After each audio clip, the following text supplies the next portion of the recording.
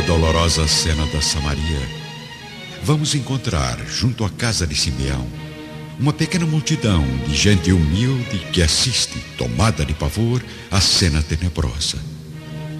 Ainda amarrado à cruz, o cadáver do velho samaritano jorra sangue pela enorme ferida aberta no coração, enquanto Sulpício, mesmo sabendo que o primeiro golpe da espada já havia sido suficiente para terminar o monstruoso espetáculo, continua a açoitar o corpo imóvel do ancião, preso ao eterno símbolo do martírio.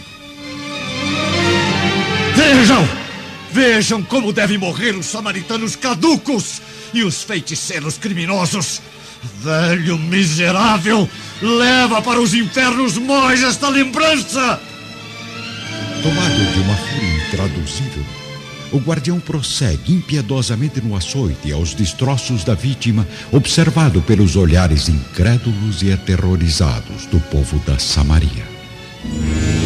Ao mesmo tempo, no esconderijo, Lívia, Ana e a pequena Flávia começam a retirar as pedras da parede que liga o aposento à galeria.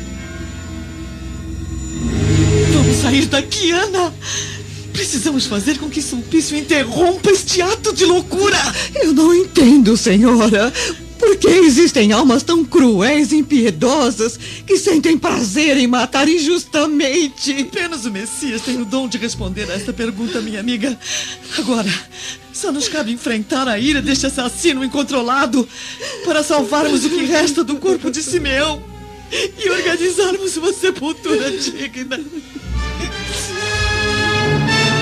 Enquanto Lívia, auxiliada por Ana e pela filhinha, continuam a retirar as pedras da parede, o guardião Sulpício prossegue lá fora em seu ato violento e inexplicável. Porém, realmente incompreensível é o que estaria por vir.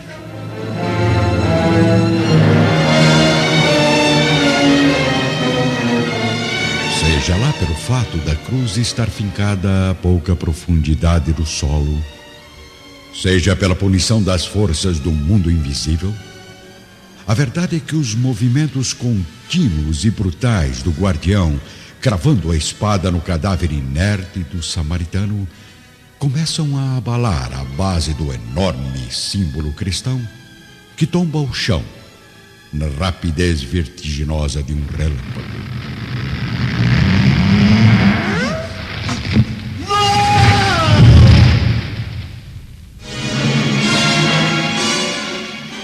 Sulpício ainda tenta evitar a morte horrível, pressentindo a dor por um milésimo de segundo.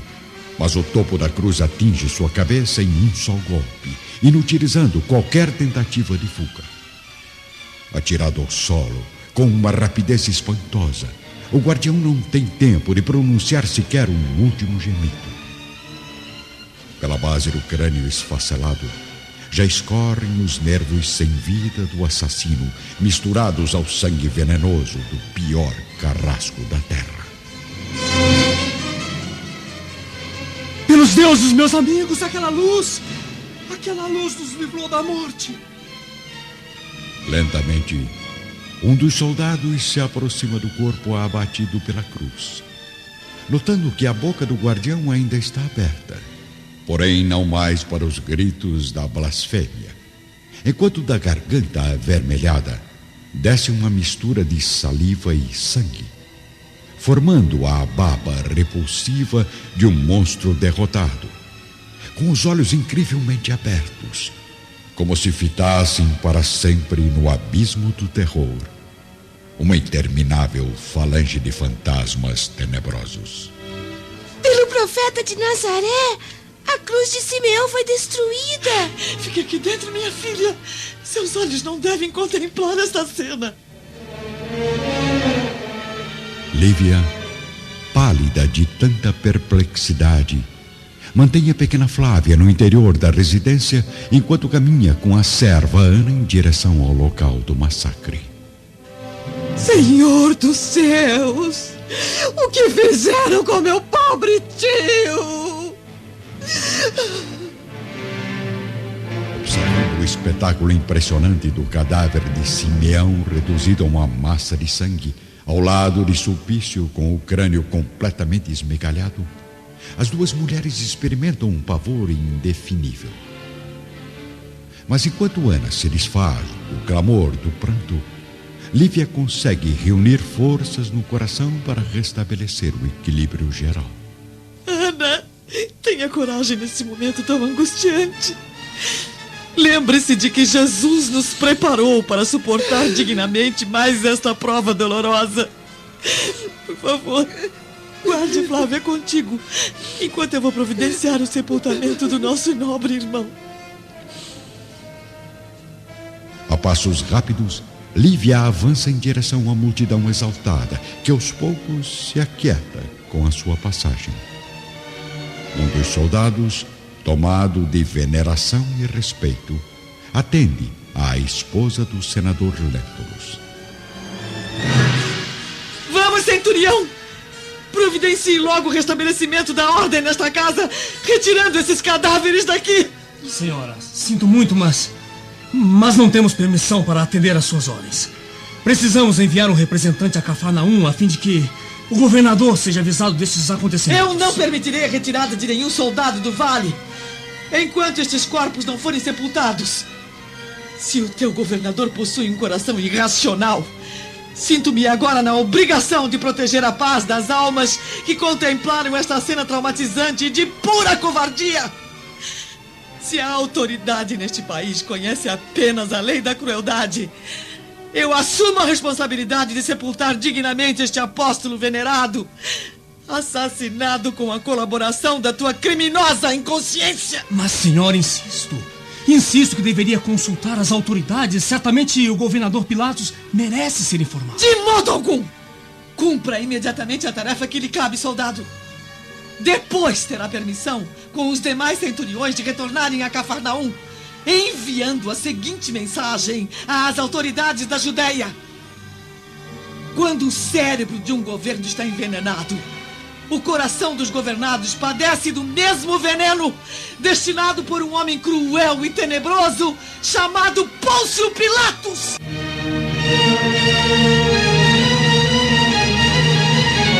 Reunidos no vale de Siquém, à frente da casa de Simeão, os soldados romanos, juntamente com Lívia e a pequena multidão de samaritanos, contemplam a chegada do anoitecer, observando a suave luz do crepúsculo iluminando a paisagem tranquila do horizonte. Vamos, soldados, retirem logo esses cadáveres daqui. Coloquem o corpo do velho Simeão sobre a mesa das orações, para que o povo traidor possa contemplar o resultado da sua omissão. Neste momento, os mesmos companheiros que haviam negado conhecer o mestre da Samaria se aproximam piedosamente do cadáver, cobrindo-o com flores campestres, beijando suas mãos frias e manchadas de sangue, arrependendo-se de tanta covardia e fraqueza.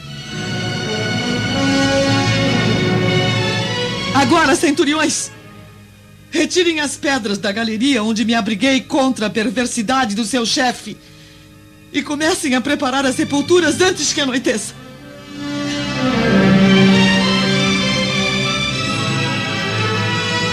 Auxiliados pelo esforço de numerosos samaritanos, os 6 soldados retiram as pesadas pedras do esconderijo e começam a cavar uma cova rasa para o corpo de Sulpício, bem distante do local do massacre. Enquanto isso, Lívia ornamenta o corpo do velho samaritano, envolvendo-o com um límpido sudário de linho.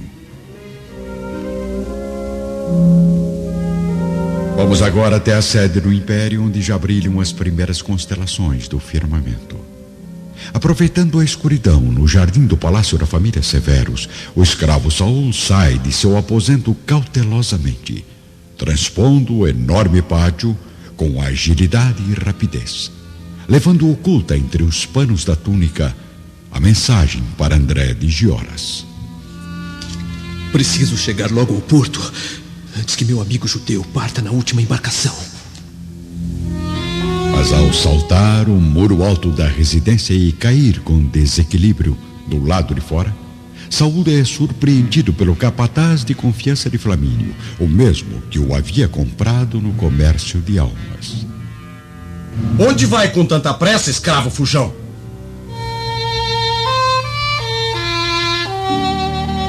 Ao mesmo tempo, na Samaria, sob a claridade de algumas tochas, sopram perfumadas as brisas leves da noite formosa e estrelada de há 2000 anos. No instante de transportarem os restos mortais do ancião, Lívia faz questão de reunir todos ali presentes para uma oração ao Senhor.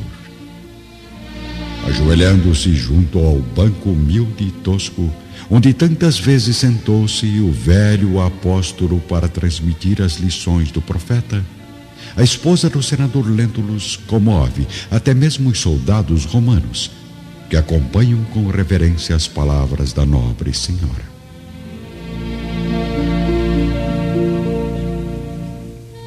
Irmãos, elevemos a Jesus o coração e o pensamento. Meigo e divino Messias, foi hoje que partiu para o céu um valoroso apóstolo do teu reino. Foi na fé deste velho samaritano que encontramos a necessária fortaleza. E foi em seu coração compassivo que conseguimos buscar o consolo necessário. Recebe-o então, Senhor, no teu reino de paz e de misericórdia. Enquanto isso, à frente do palácio romano de Flamínio Severus, Saul vive momentos de pura tensão. Responda, miserável! Por acaso pensa em sua mente inferior que é capaz de fugir do meu domínio? Não, senhor capataz. Eu não estou tentando fugir. O escravo está me escondendo algo. O que leva oculto entre as vestes? Por acaso roubou algum objeto do palácio? Não se aproxime de mim, carrasco maldito! Ladrão atrevido! Vai pagar caro pelo que disse! Uma intensa luta se inicia entre Saul e o capataz, que por ser mais forte e ágil, consegue retirar da túnica do jovem o papel amassado, contendo a mensagem secreta. Que segredo é este que guarda com tanta determinação, judeu? Na paisagem harmoniosa da noite da Samaria, Lívia prossegue em sua prece, ouvida com emoção pelos samaritanos e pelos centuriões. Senhor, ampara em teus braços acolhedores o nosso bondoso irmão nas claridades do paraíso. E que nós, exilados na saudade e na amargura, aprendamos a lição luminosa do teu valoroso apóstolo da Samaria.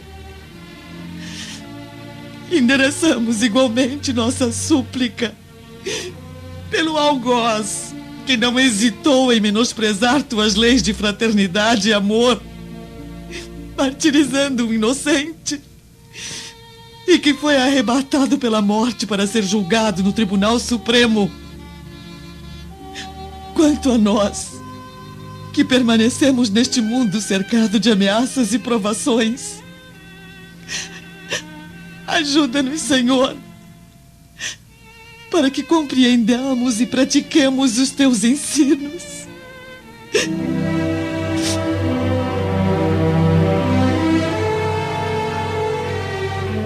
No interior da casa, Ana faz companhia à pequena Flávia, enquanto Lívia continua sua prece em frente à cruz, caída entre as oliveiras do velho Simeão.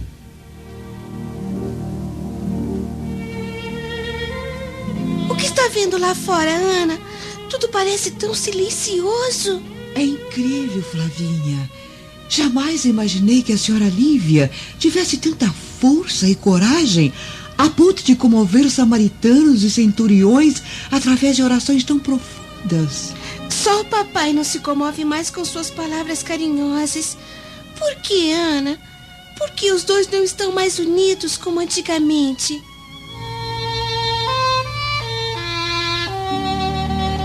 Lá fora, completamente emocionada, Lívia retira o tecido que cobre o cadáver do velho apóstolo, beijando-lhe as mãos pela última vez. Adeus, meu mestre, meu protetor e meu amigo. Que Jesus receba teu espírito iluminado e justo no reino das luzes imortais. E que a minha pobre alma saiba aproveitar neste mundo a tua lição de fé e de valoroso heroísmo.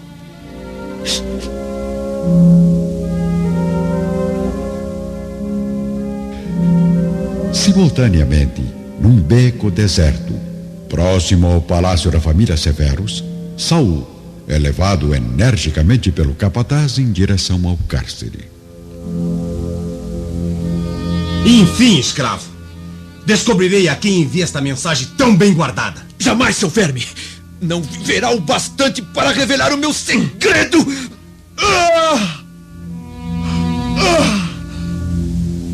Num ato de extrema rapidez e coragem, Saul consegue se desvencilhar do guarda, cravando violentamente em seu peito um pequeno punhal, fabricado por ele mesmo na oficina do palácio.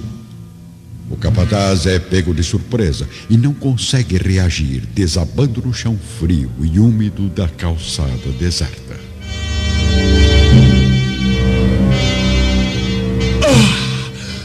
Que vergonha! Morrer pelas mãos de um jovem judeu amaldiçoado!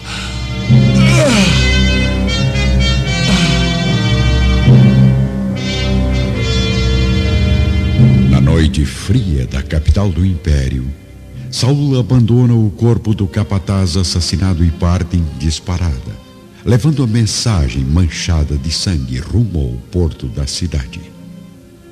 Ao mesmo tempo, no vale de Siquém, repousado numa urna improvisada, o cadáver do velho Simeão é conduzido ao seu último jazigo. Enquanto o corpo de Sulpício desce à terra úmida, auxiliado pelos soldados romanos, o do nobre ancião irá repousar à frente do seu templo, sob a sombra fresca das oliveiras. Logo ao raiar da aurora, Lívia, Ana e a filha retiram-se definitivamente do vale, acompanhadas por um vizinho de Simeão, encaminhando-se de volta a Cafarnaum, onde vão descansar dos dolorosos golpes que suas almas sensíveis sofreram neste dia inesquecível. Dias depois, o governador Pilatos, já informado de todos os pormenores da tragédia, está em companhia de alguns auxiliares administrativos no Palácio da Samaria. Pelos deuses, todos parecem estar contra mim. Acabo de perder meu melhor guardião naquela terra de assassinos e agora sinto que estou sendo atacado por poderosos inimigos. Mas se o senador Lentulus e sua esposa imaginam nas mentes caluniosas que têm o poder de ameaçar minha posição no império, estão profundamente enganados. Amigos, estamos diante de uma batalha contra a mentira e a intriga política de Públio Lentulus. Mas já sei como cortar o mal pela raiz. Ao mesmo tempo, em Cafarnaum, vamos acompanhar o regresso do senador ao lar, após meses de excursão pela Palestina, sem enviar uma só notícia à família. Lívia, angustiada e ansiosa por contar logo ao marido tudo o que aconteceu durante a sua longa ausência, aproxima-se de Públio, que começa a ouvir o relato silenciosamente. Não imagina como fico aliviada com o seu regresso, meu marido. Fatos muito tristes ocorreram nos últimos dias, durante uma viagem que precisei fazer com urgência até o Vale de Siquém. O que houve? Aconteceu alguma coisa com minha filha? Não se preocupe. Flávia está mais saudável do que nunca. Por favor, apenas ouça o que eu tenho a lhe dizer. Lívia prossegue sua narrativa. E à medida que revela ao marido os detalhes dos acontecimentos, ele sente o coração cada vez mais tomado de revolta contra o governador da Judéia. Não muito distante da residência de Públio Lentulus, o governador Pilatos está agora na sacada do Palácio da Samaria, realizando um discurso à massa de humildes que se reúnem à frente do edifício. Povo miserável e criminoso! Pagarão caro pela morte de Sulpício Tarquínios! Soldados, apresentem à corja de infelizes o primeiro samaritano que estava no Vale de Siquém no dia do massacre. Olhem bem para este ancião desequilibrado, um dos companheiros de Simeão. O que tem a dizer ao povo, velho assassino? É culpado ou inocente da morte do guardião Sulpício? Minha única culpa foi a de ter traído o nobre apóstolo do Messias, junto com dezenas de irmãos que aqui estão. Não, governador. Ninguém deve ser culpado pela morte merecida daquele carrasco das trevas. Então, também não sentirei culpa por matar um assassino confesso. Morra, miserável! Você será o primeiro de muitos! Dominado pela fúria, o próprio governador da Judéia apunhala o velho samaritano no peito, observado pela multidão horrorizada e incrédula que acompanha o corpo do ancião despencar da varanda do palácio sob o olhar cínico e vingativo de Pôncio Pilatos. Em Jerusalém, no sítio afastado, André de Gioras está agora junto ao pequeno Marcos, um bebê sadio, bem alimentado, porém cada vez mais carente de amor e de afeto materno. André lê a última mensagem do filho e estranha a mancha vermelha no papel amassado e disforme. O que terá acontecido, pequeno Romano, para meu filho haver assinado esta carta com sangue? Enquanto isso, na sede do Império, o jovem escravo Saul é novamente interrogado por Flamínio Severus quanto ao assassinato misterioso do capataz. Saul, sei que é um servo de extrema confiança, mas alguns escravos me informaram que o viram caminhando pelo pátio do palácio momentos antes do crime. O que estava fazendo acordado àquelas horas? Em Cafarnaum, Públio Lentulus vive dias de profunda revolta devido aos atos cruéis do governador, que passa a humilhar todos os habitantes da Samaria com medidas drásticas e violentas. Crimes nefastos são praticados entre o povo pacífico do vale, propagando-se por Sebaste e outras províncias uma intensa rede de assassinatos planejados pela mente doentia de Pilatos. Diante de tanta injustiça, o senador Lentulus convoca os assessores e declara abertamente sua oposição pessoal e política ao procurador da Judéia.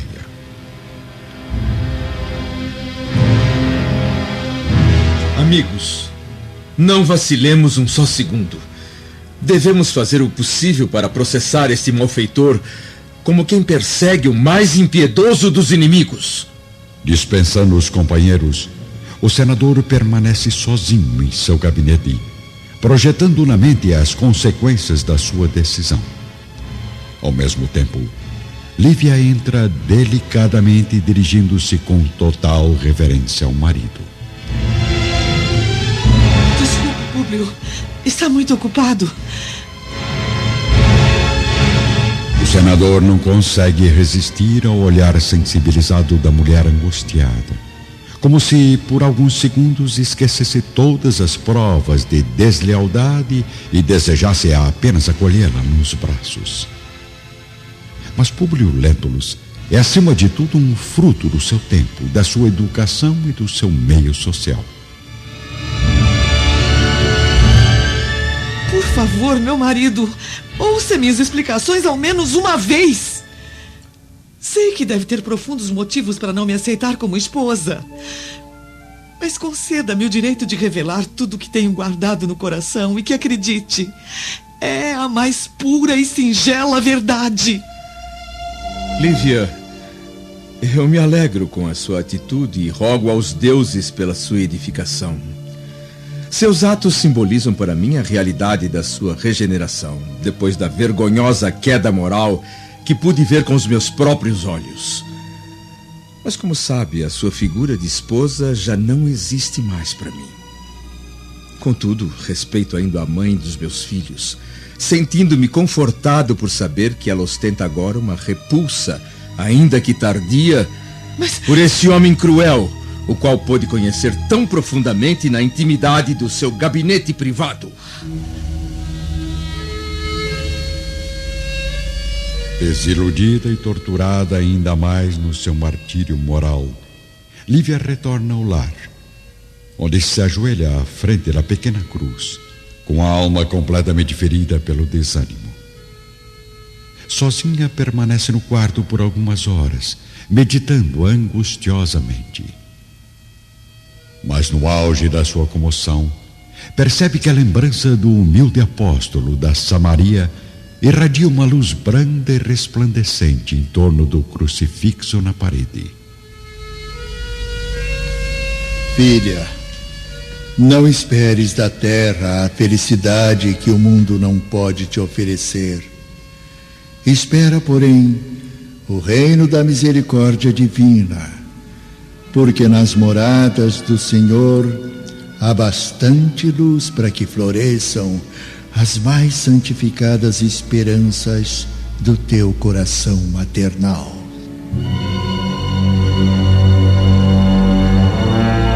Em Roma, Flamínio Severus ainda está a sós, com o escravo Saul no gabinete do palácio. É verdade, senador Flamínio.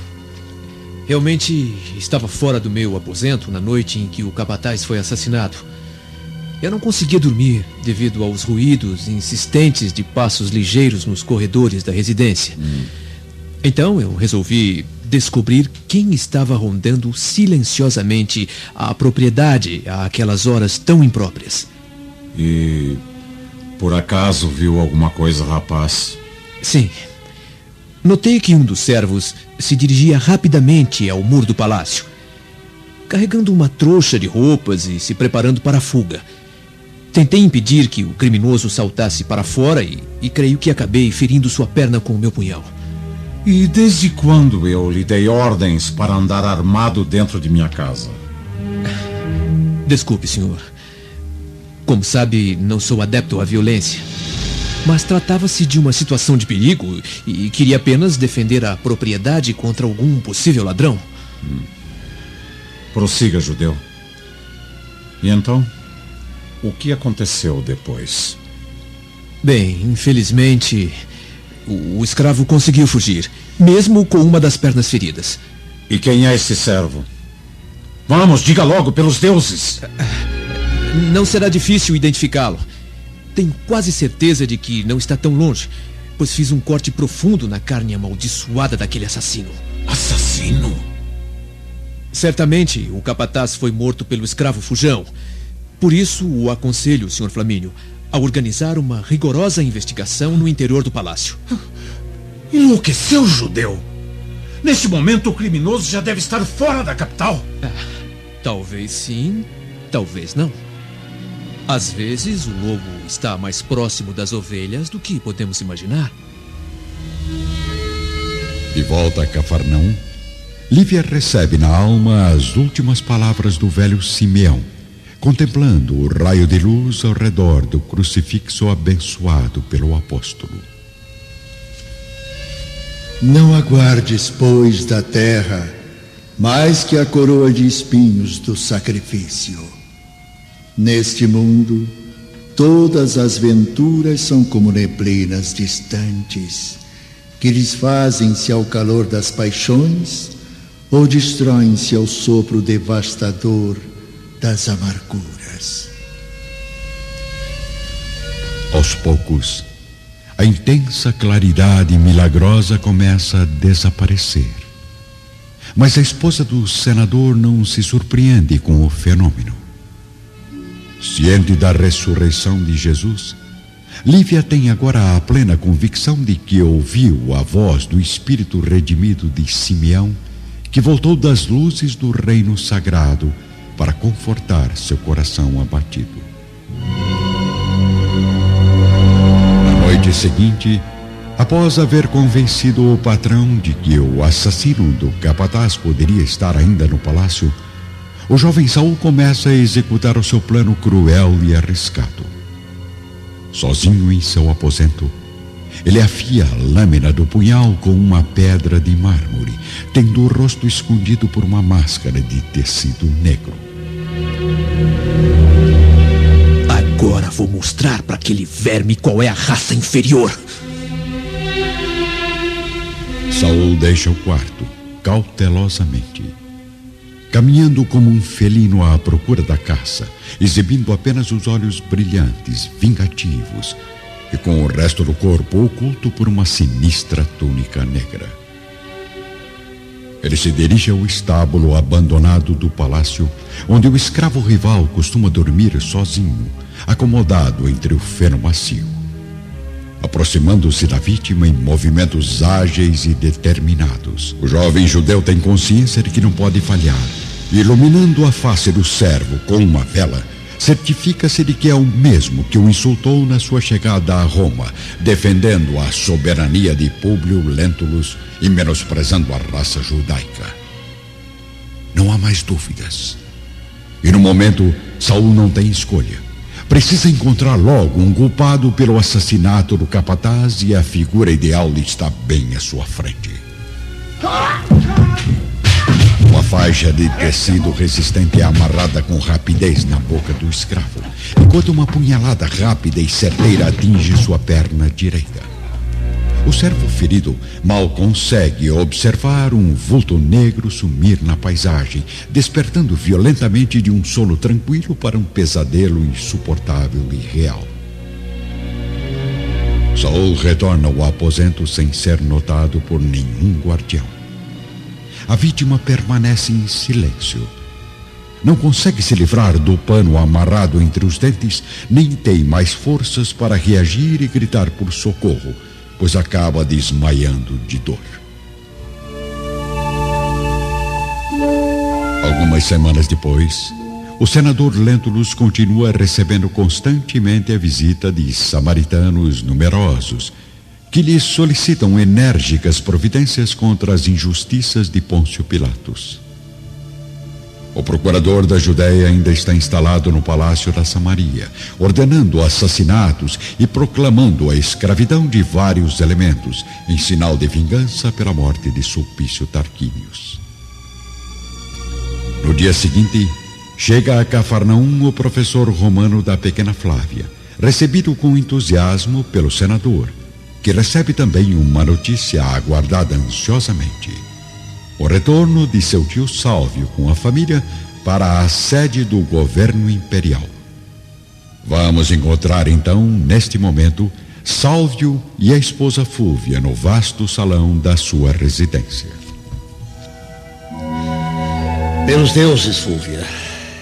Enfim, voltaremos para Roma. Eu fico feliz com isso, meu marido. Sim. Afinal, nenhum laço mais me une à Palestina.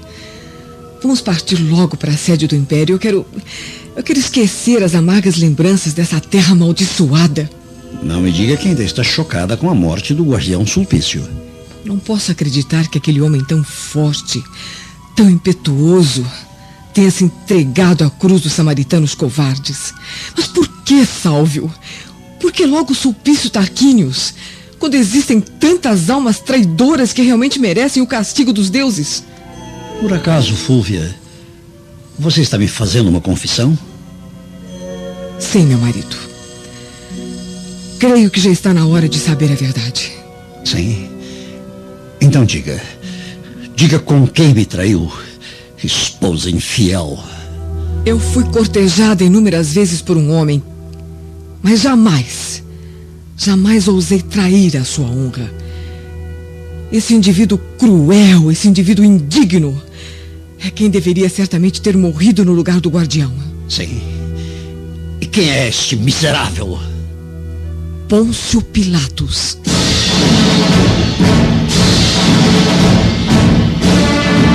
Dias depois, Públio Lentulus, auxiliado pelo tio Sálvio, envia a Roma um volumoso processo, relacionando todas as crueldades praticadas por Pilatos contra os samaritanos, além de provas concretas de corrupção e incompetência administrativa. Por muito tempo rola o processo nos gabinetes do Império, até que 2 anos depois, o procurador da Judéia é chamado a Roma, onde é destituído de todas as funções que exercia na Palestina, sendo expulso para Viena, onde se suicida 3 anos depois, possuído por arrependimentos, alucinações e amarguras, deixando a jovem esposa Cláudia sozinha e sem recursos, na mais profunda decadência. O senador Lentulus permanece com as suas esperanças paternas no mesmo recanto de Cafarnaum, dedicando-se quase que exclusivamente aos estudos, aos processos administrativos e à educação da pequena Flávia, cada vez mais saudável e inteligente. Lívia e Ana continuam amigas inseparáveis, orando junto à cruz e rogando a Jesus a força necessária para as penosas lutas da vida. O jovem Saul, após ter obtido êxito no seu plano, conseguindo provar que o escravo ferido na perna era o assassino do capataz, torna-se o principal servo de confiança dos severos, cada vez mais íntimo de todos, principalmente dos irmãos Plínio e Agripa, que ainda alimentam nos corações a paixão juvenil pela filha do senador Lentulus. Sálvio e a família retornam a Roma, onde iniciam uma nova vida marcada por novas intrigas de Fúvia e pela personalidade marcante de Aurélia. André de Gioras ainda ostenta para si próprio o tesouro romano. Marcos cresce junto ao judeu sequestrador, ficando cada vez mais distante da verdade.